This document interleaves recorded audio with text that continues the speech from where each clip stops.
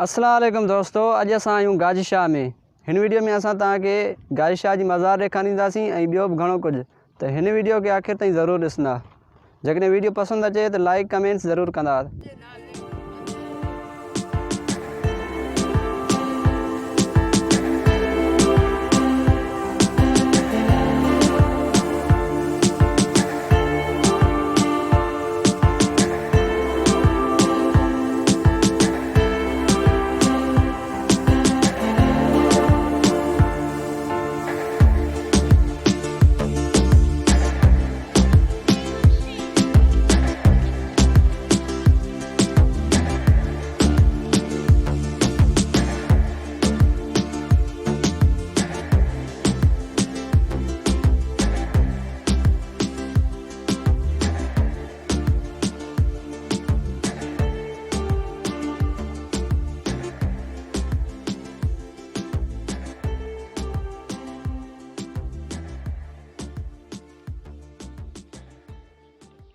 अस्सलाम वालेकुम दोस्तों, हींअर असां मुर्शिद गाजी शाह जी मज़ार में बीठा आहियूं।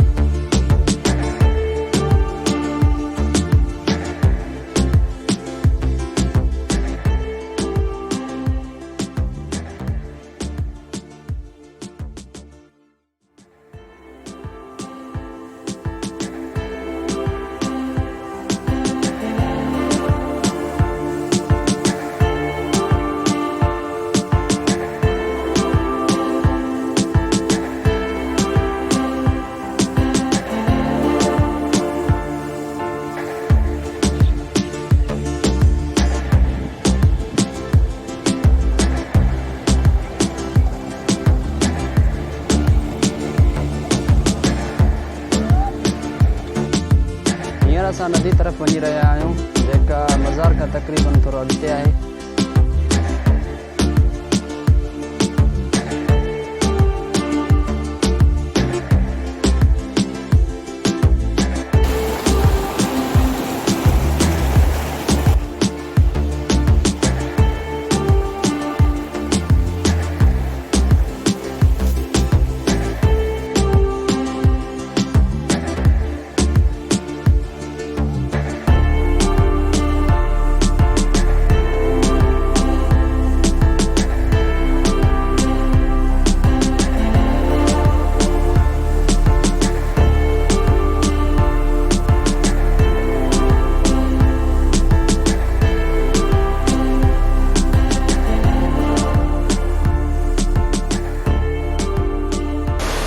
दोस्तों ये है नदी गायशारी असां मथे चढ़ी आया आहियूं। असांजी हीअ आहे जितां पाणी निकिरे थो, हितां पाणी निकिरे थो। गायशारी नदी हीअ आहे, तव्हां ॾिसी सघो था। हिते तमामु ख़ूबसूरत पाणी गरम आहे, असां पीतो आहे।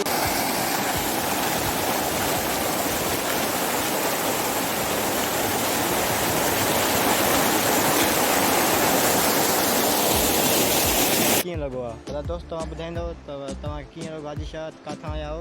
गाजी शाह साईं माशाल्लाह सुभान अल्लाह, वॾी प्यारी दरगाह असां मुस्लमाननि जे लाइ।